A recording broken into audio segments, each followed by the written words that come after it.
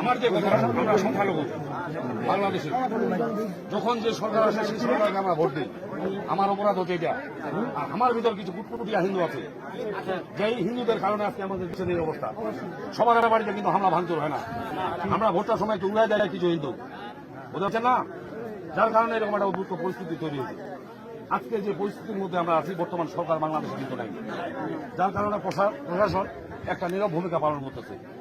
এইটার ফায়দা উঠায় কিছু লোক, এরা কিন্তু বিএনপির নয়, এরা বিএনপির নয়, এরা আওয়ামী লীগের নয়, এরা হচ্ছে দেশ ধ্বংসকারী লোক, যারা আমাদের গ্রামের পর আমাদের হিন্দু সম্প্রদায়ের পর আক্রমণ করতেছে। বর্তমান যে পরিস্থিতিতে এই পরিস্থিতি আমরা টিভিতে সবাই দেখেন। কালকে মির্জা গোলাম ফখরুল ইসলাম টিভিতে একটা বিবৃতি দিচ্ছে, যে বলছে যে এইসব হিংসা কর্মকাণ্ড যারা চালায় এদেরকে প্রতিহত করুন। আমাদের উচিত এখন সবাই মিলে যে আমরা বাড়িঘর ছেড়ে চলে আসছি, এখানে আসছি না, আমাদের বাড়িঘর কিন্তু অরক্ষিত। এই সময় যদি আমাদের বাড়িঘরের উপর হামলা করে, ভগবান না করুক, এটা ড্রাইভার কে নেবে আমাকে বলেন। আর এই যেটা আমরা করতেছি, যেটা আমরা এখন করতে যাচ্ছি, এটা কিন্তু এটা সমাধান নয়। আমরা 10 জন বা 20 জন চলে গেলাম, বাকিটা থাকা গেল ভিতরে। এদের কালকে কি হবে? এদের জবাবটা আমরা দিতে পারবো? আমার বোনের বিয়ে হয়েছে বরিশাল, একটা বোনের বিয়ে হয়েছে রাজশাহী, ও আসতে পারবে? এটা ড্রাইভার আপনারা দিতে পারবেন?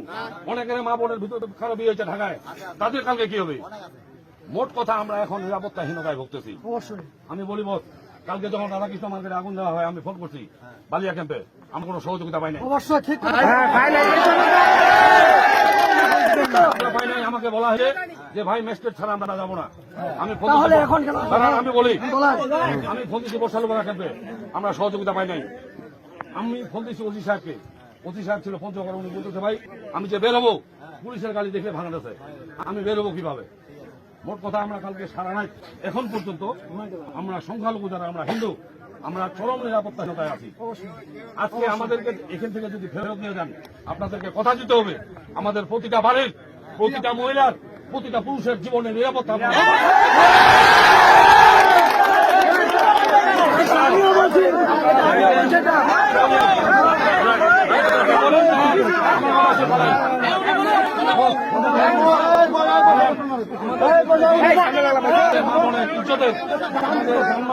নিরাপত্তার দায়িত্ব যদি নেন, আমরা এখান থেকে চলে যাবো। নেবেন, আমরা এটা ভিডিও করে রাখবো। আপনারা বলতে না পারেন যে এরকম কথা আপনাদের সাথে হয় না। এইখানে আরেকটা লোক আছে আমার সাথে, মনোহর, এখানে আসো ভাই। এই লোকটার পরিচয়টা জানেন? বাংলাদেশ পূজা উদযাপন কমিটি আমার আটোয়ারি উপজেলার সেক্রেটারি, সভাপতি এটি আছে। আপনারা যে নিরাপত্তাটা আমাদেরকে দিবেন, আমরা এটা ভিডিও করবো। তবে আমরা অন্য কিছু চাই না, আমরা চাই না যে সরকার গঠন হবে আমার একটা পদ। ভাই আমি বলতেছি, আমরা চাই না যে সরকার গঠন হবে আমার কোনো পদের দরকার নেই। আমরা যেভাবে আমরা নিরাপত্তা চাই জীবনের, আমরা নিরাপত্তা চাই আমাদের সম্পত্তির, আমরা নিরাপত্তা চাই আমাদের মহিলাদের। কারণ বাড়ির বাইরে বের হলে কত ভাষায় গালি গালাজ করা হচ্ছে দাদা। আমার মতো লোককে কালকে 50 বার হুমকি দিয়ে ফোন দিয়ে বাড়িতে থাকবেন না, বাড়িতে বেরোবেন না, বেরোলে আপনার প্রাণ করে নেবে।